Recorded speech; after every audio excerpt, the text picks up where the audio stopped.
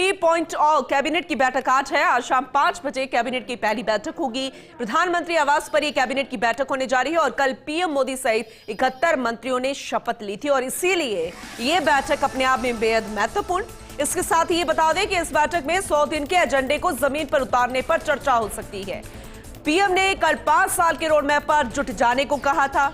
माना जा रहा है कि जल्दी मंत्रियों को विभागों का बंटवारा कर दिया जाएगा। उस लिहाज से इस बैठक पर किसी की नजर टिकी हुई है। दिल्ली न्यूज एडिटर अदिति नागर हमारे साथ जुड़ गए हैं, ज्यादा जानकारी उनसे लेंगे।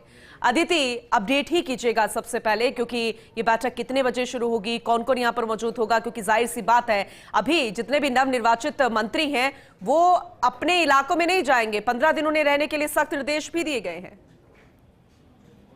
देखिए, नरेंद्र मोदी की सबसे बड़ी कैबिनेट, आपने कहा 71 मंत्री, गठबंधन के 24 राज्यों के मंत्रियों का यहाँ पर रिप्रेजेंटेशन है।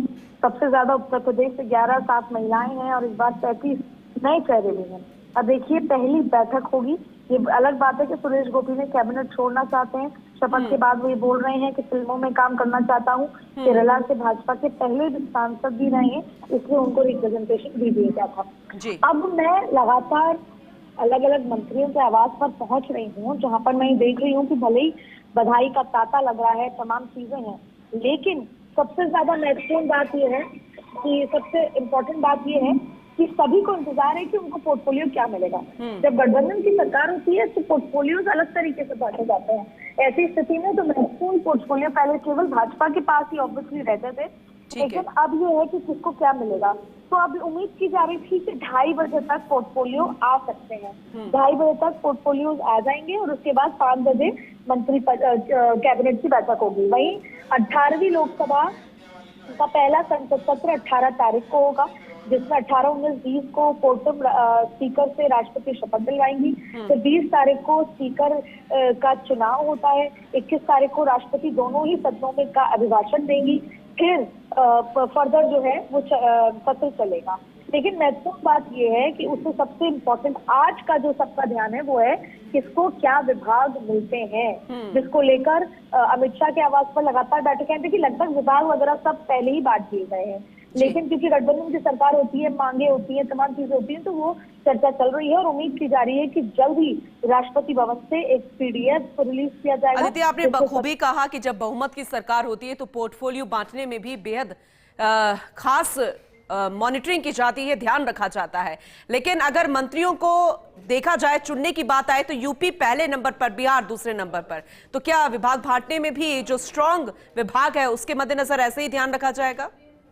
देखिए, प्रधानमंत्री नरेंद्र मोदी ने जिस तरीके से आते ही आज जो पहली फाइल साइन की, वो भले ही एक पार्ट ऑफ प्रोसेस था, लेकिन सबसे पहले साइन करके ये संदेश देना कि मैंने आपसे वादा किया था कि गरीब, किसान, युवा, महिला, इन लोगों के लिए मेरी सरकार प्रतिबद्ध है। ये कहा था कि अगला 125 दिन गरीब, किसान, युवा, महिलाओं के लिए है, तो किसान के लिए सबसे पहले निधि दे देना। और देखिए, इसको एक आप रिफॉर्म और सरकार के लिहाज से देखें तो एक बड़ा फैसला है। वही अगर आप राजनीतिक लिहाज से देखें तो अभी उत्तर प्रदेश में कई सीटों पर उपचुनाव होने हैं, हरियाणा में चुनाव होने हैं, दिल्ली में चुनाव होने हैं। तो ऐसी स्थिति में जाट वोट बैंक को साधना बहुत महत्वपूर्ण है, जो सबसे ज्यादा इस बार नाराज दिखे। जितना माइनॉरिटी वोट बैंक का इफेक्ट दिखा, उतना ही जाट वोट बैंक का राजस्थान में भी इफेक्ट दिखा, हरियाणा में भी दिखा, उत्तर प्रदेश में भी।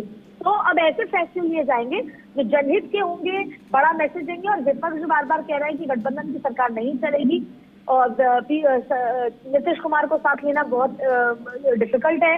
इसीलिए कल देखिए आप 8 लोगों ने बिहार से शपथ ली है, चाहे वो भाजपा के थे, जेडीयू के थे। तो बहुत खूबसूरत के कदम के साथ आपने कहा ना पोर्टफोलियो कैसे बांटे जाएंगे, तो ये बांटे जाएंगे 50% तो जो डिलीवरी दे पाता है। इसीलिए आपने देखा कि पुराने चेहरों पर ही विश्वास किया है। प्रधानमंत्री एक्सपेरिमेंट नहीं करना चाहते हैं, एक्सपेरिमेंट का समय नहीं है। जहां पर आपको 100 दिन में अपनी बैंक डिलीवरी देनी है, 100 दिन में वो गठबंधन की सरकार की इमेज को तोड़ के हटाना है।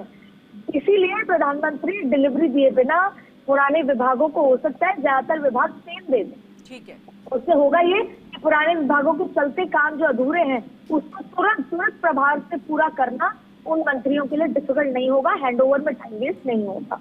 ठीक है अदिति, साथ में ये भी समझाने की कोशिश कीजिएगा, आपने किसान सम्मान निधि का जिक्र किया, सबसे पहले उन्होंने प्रधानमंत्री ने अपना वादा निभाया, तो जाट के साथ साथ जो किसान कौम है उसे भी अपनी साइड करने की कोशिश, क्योंकि पंजाब में खाता नहीं खोल पाए, लेकिन जो हारे हुए सांसद है उन्हें यहाँ पर राज्य मंत्री का पदभार सौंप दिया गया, तो क्या खास विभाग हो सकता है, इस पर कुछ अपडेट मिल पाएगा?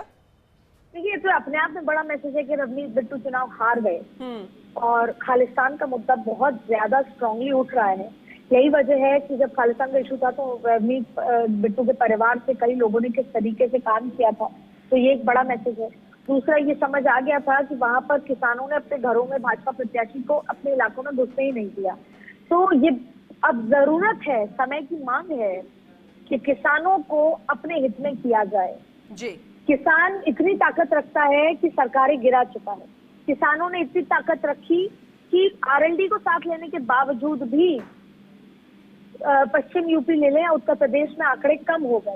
तो किसान और जाट बहुत ताकत रखता है। हरियाणा में चुनाव है, 5 सीटों पर सिमट गई है, तो ऐसे में चाहे फिर वो रिफॉर्म्स और सरकार के लिहाज से, चाहे राजनीतिक लिहाज से, वोट बैंक के लिहाज से, दोनों ही लिहाज से नरेंद्र मोदी को बिल्कुल किसानों अदिति, की आपने ताकत सही का- कहा, ये बेहद अहम है, इंतजार रहेगा 2:30 बजे का, आगे भी आपसे अपडेट लेंगे। फिलहाल विस्तार से जानकारी देने के लिए आपका बहुत शुक्रिया।